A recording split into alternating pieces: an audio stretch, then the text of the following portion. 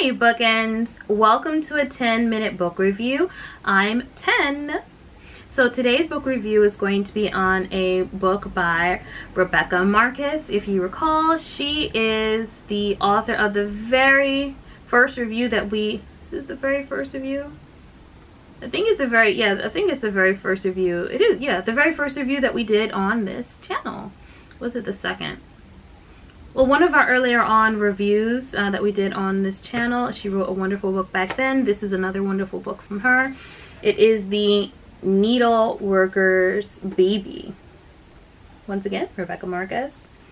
Full disclosure, we received this book for free as an ARC copy for the purpose of review. This review is also non-biased, which means just because she wrote an awesome book before doesn't mean we're going to say she wrote an awesome book.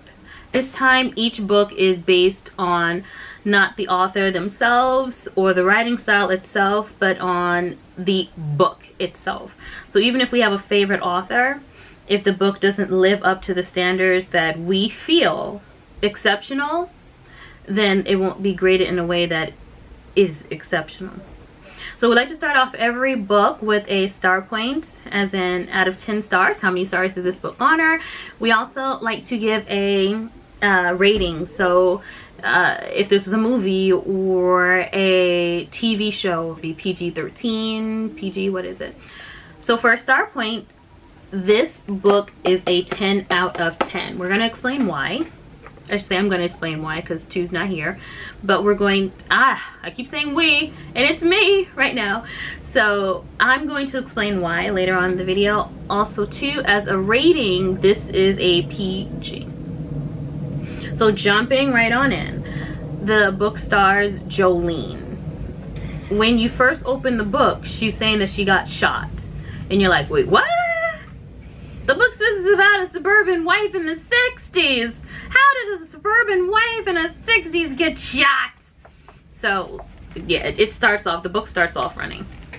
So, Jolene, in her youth, was a part of a family who's like kind of a back roads family. So, like, you have the city, right? You have the country, and then you have the people on the back roads who are kind of like more poor than the people who are in the city. Her father was a criminal in and out of prison. Her brother was a criminal in and out of prison. Her mother worked as a seamstress, which back then I guess was called a needle worker. So she would make clothes for the people in town, you know, dresses and stuff like that. And she taught this to her daughters as well, so that one day they'd be able to sustain themselves financially should they marry a criminal, which it seemed as though was just a part of the family. Jolene decides this is not the life for her, and good for her for deciding that she didn't just want to live on the back roads, for the rest of her life. So she devises a plan to get from there into the city by saying she's pregnant with a baby that she actually wasn't pregnant with, and saying she's going to get an abortion with the money that her ex-boyfriend, ex-fiance gave her. So she uses that money to start a life in the city. She meets a wonderful guy named Russell, who she tells some of her life to, and they end up getting married. Fast forward to now in the book. She is living the suburban housewife dream. She has a beautiful ranch house. She has a husband with a good job. She has kind of friends, you know, kind of friends. So she has everything she really wants except for a baby. In the 60s and I guess 50s, it was just a part of life. You get married, or you meet someone, you get married, and you have kids. That was just how life worked. And everyone around her was getting pregnant, and she wasn't getting pregnant. I think her and Russ have been trying for, I don't want to say the full 9 years, because they met each other when she moved to the city, so I want to say a full 9 years, but they have been trying for years to get pregnant. And what breaks the camel's back is when someone new who moves in and, you know, moves across the street in the cul-de-sac that they live in, ends up getting pregnant, and not even on purpose. It was a complete accident. So Jolene is determined to have her perfect dream, which is a child who has the perfect life. And there's absolutely nothing wrong with wanting to have a child who has a perfect life if you didn't have a perfect life as a child. I personally never felt the need to give my child a perfect life, only because I didn't feel as though I didn't have a perfect life. Like, my childhood was cool. You know, we didn't have a lot of money, but I also didn't need much. We were cool. I don't know. But yeah, she just wanted her to be able to have a child to fulfill her role, I guess, as the suburban housewife, and to feel as though all the ticks on the list of life were being checked off. She has kind of a secret. She has horrible anxiety. I think they just call it terrors or night terrors. But because of the life that she grew up in when she was younger, you know, hearing her father coming in screaming, having the police arrest her father, seeing her brother shoot off a gun at random targets all the time. You know, she had a very tumultuous childhood, and so because of that, she has like anxiety, especially at night. She thinks she hears someone coming. Also, too, she's not altogether there mentally, but not in a way that she's crazy, in a way that she's incredibly bored and things are starting to churn in her mind. What got this to be a 10 out of 10 was that, just like in The Crazy Ones by Rebecca Markus, her first book, this author seems to capture the turning or the twisting of the human mind. Like, she gets into the human mind, right? And because you're reading it, you're going along with this person. You're identifying with this person. You are sympathizing and rooting for this person. And as you read, you can see where the lock turns and the mind starts to unhinge. The way she writes this, there's no confusion as to when Jolene starts to fall off.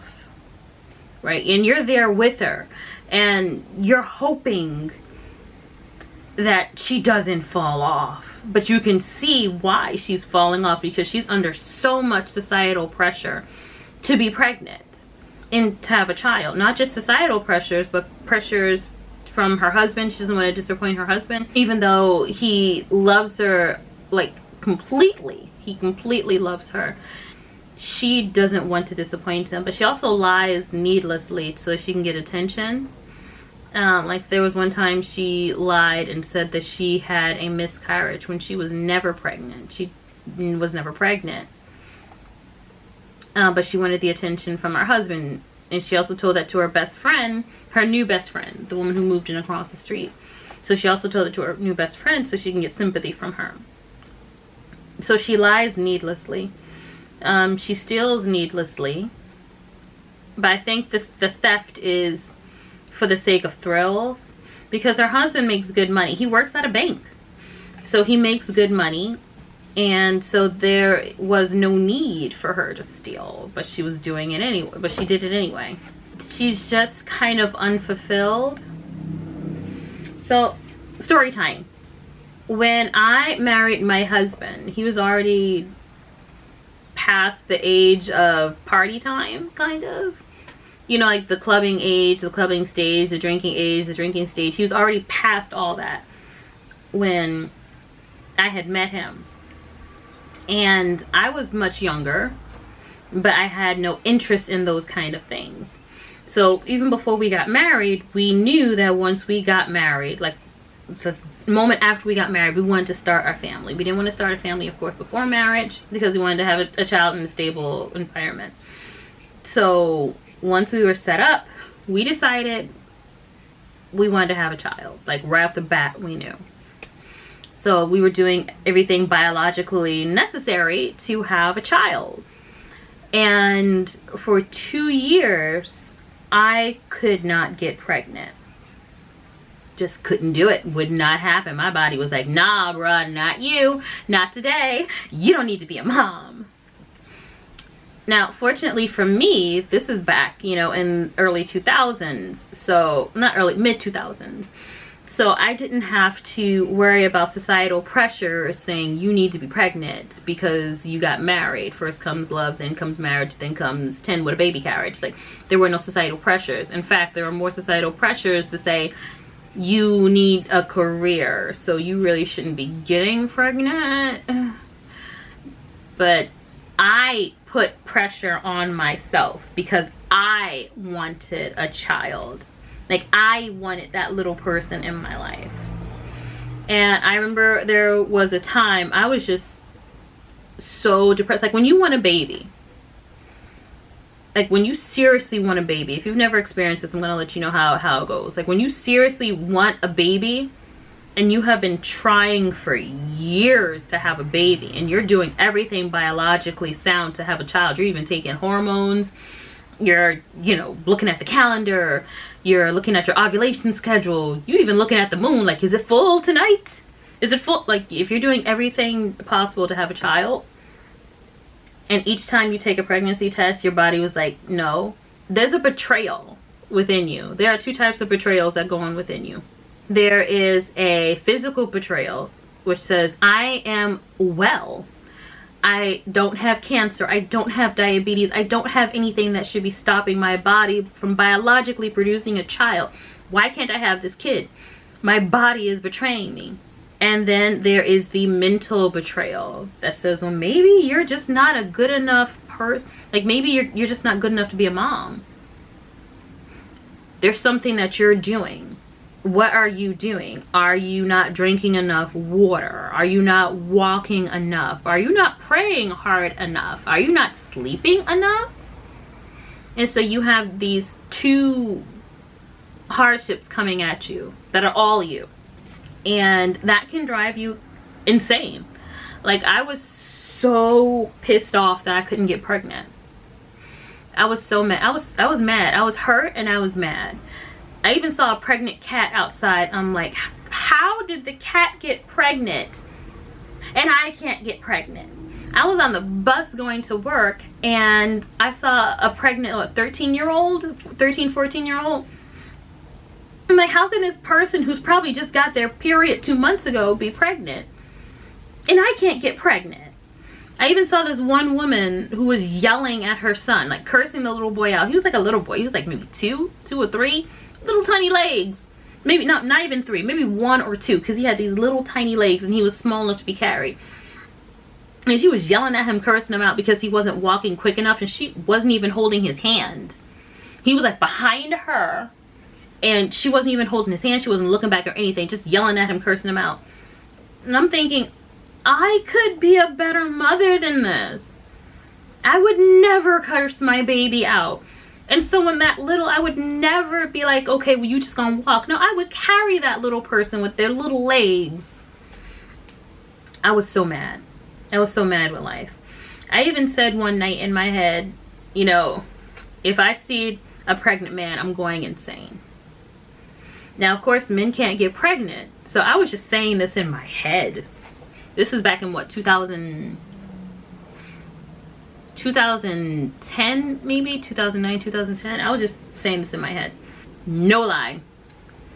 The next day, in the news, man gets pregnant.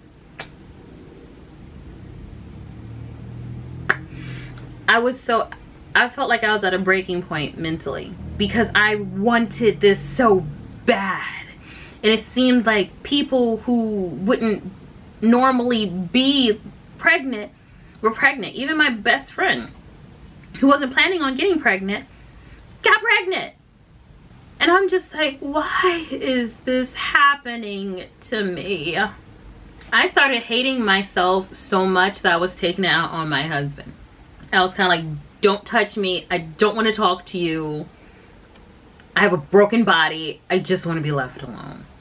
And then finally, one night, I was praying and I'm like, you know what?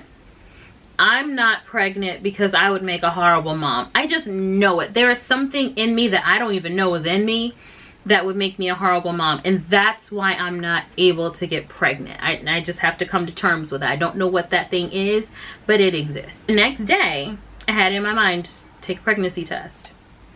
And mind you, by this time, I had spent hundreds, not 800, hundreds on pregnancy tests. In fact, when I found out they sold them at the dollar store, I was buying them by the tens.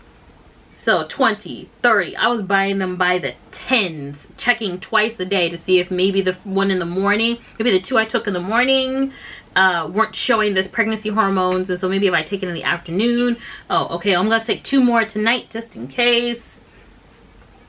Like I was dropping like $20, $30, $40 at the dollar store on just one trip to get pregnancy tests, and this would be like twice a month. Like I'd go through them twice a month. That many, like more than that many, like double that amount twice a month. And so the next day I took the pregnancy test and it came up as positive. And I was like, wait, no. I took a second one and that came up as positive too. I'm like, am I pregnant? Am I pregnant? So I showed them to my husband and he was like, I think we are pregnant. We're gonna have to make a doctor's appointment. We go to the doctor. Well, I go to the doctor, and actually my father-in-law went with me because I was nervous about going by myself because I didn't want to get bad news by myself. So he actually met me at the gynecologist's office. He didn't go in with me. He waited in the waiting room, but he met me there. He was actually there before I got there because he was just excited to have a grandchild too, if it was the case, and if not, he was going to make me not feel so bad and so alone. It turns out like they did a blood test. And they actually did an ultrasound right there in the office, and they said, yes, you are pregnant. You are actually 2 months pregnant. It was actually like a month and some change, but they rounded off to 2 months pregnant. And I'm like, in my mind, I'm thinking, for nearly 2 months, I'm agonizing about how horrible my body is, and how horrible my brain is, and how horrible my hormones are, when I'm actually stewing a little baby inside of me this whole time. And I was so flipping excited. Like my husband, when he got the ultrasound, he was showing it off to everyone. It looked like a bag. It just looked like an x-ray of a bag. It didn't even look like there was a person in there. But he was showing that to everyone. He's like, this is my baby. So my husband was more excited than I was. And when I look at Jolene in the book, I can identify with her to that degree, because when you want something so bad that's within you, not you want to buy a house and so you have to save and there's disappointment because you either can't afford it or they don't take your offer or what have you. When there's something inside of you which you feel as though you should have the power to control because it's your body and it's not doing what you want it to do, that can make you go insane. And so the part of the book where she tells her husband that she's pregnant, he's lifting her off the ground and he's so excited. I can identify with that. And I think a lot of women who have gone through wanting to get pregnant, not being pregnant, and then finding out that they're pregnant, or having a rainbow baby, which is just getting pregnant after a miscarriage and then going to full term, can identify with Jolene in this book. Now, there are some actions that Jolene takes that are not excusable and are not identifiable with. But you can see how she got there. Like she drove herself to where she was going, but society put the gas in the car for her. I really enjoyed this book. If you're looking for a happy ending, this perhaps is not the one for you to look at. If you're looking for a book that's filled with twists and turns and puts you in the mind of the protagonist, this is a good book. It's not very long. I finished it in about a day. It is 161 pages, so it's a novella, and I finished it in a day. It was awesome. I can honestly see this as a movie, either in the theaters or on Lifetime. It kind of reminds me of Girl on a Train, because of the twists and turns and how you're inside the mind of the character to a degree, and so you only see the angle from their side. And so then when you start to see it from other sides, you're like, oh. So yeah, this was a really good read. I say PG because there's very limited cursing. I think there's maybe 2 curses in it. There's absolutely no sex. The violence is mentioned but not described, so it's safe in that way. And also the cover is very coffee table friendly. And something else I love, she sent this beautiful bookmark. Can you see it? It's so beautiful. She sent a beautiful bookmark. But that's not why it was a 10 out of 10. It was a 10 out of 10 because of how it was written. Also too, this is an indie author. but it is not written in the style of an indie. So to explain that, indies are usually well, indie authors don't have a whole team of publicists and editors and publisher houses behind them. So there are allowances that are given to them when it comes to editing. No, not editing, I'm sorry, to reviews, because they're not going to catch every mistake. Sometimes a period will be missing, sometimes a word will be misplaced, sometimes a word will be misspelled. Not because they mean to do it, but because they're a one-man show or a one-woman show. So certain allowances have to be given. Rebecca Markus, I don't know if she's a one-woman show or what's going on here, but her writing is so refined. And what I also mean by that too is that sometimes when you read an indie, you'll find the sentences aren't refined. It'll be she for a lot of sentences. Pardon me. Or there won't be a variety in syntax or a sentence structure. There won't be a variety in that. And you give those allowances because it is indies, it's them by themselves. She is either a really good author, and a really good editor, knows a really good editor, or I don't know. But her books are always on point. It may miss a period every, like maybe once in the whole book, but the actual writing itself is always 100% on point. You don't feel like you're buying a book from an indie. So give an indie a shot. This was really good. We can't wait for it to come out. Once again, it is The Needle Worker's Baby by Rebecca Markus. If you are into psychological thrillers, you need to check her out. If you're not into books that are about like crying and investigating your feelings all the time, but you like chick lit, she is the person to go to. Her books are wonderful. Thank you so much for watching. And if you like what you see, please like and subscribe. Bye, Bookends.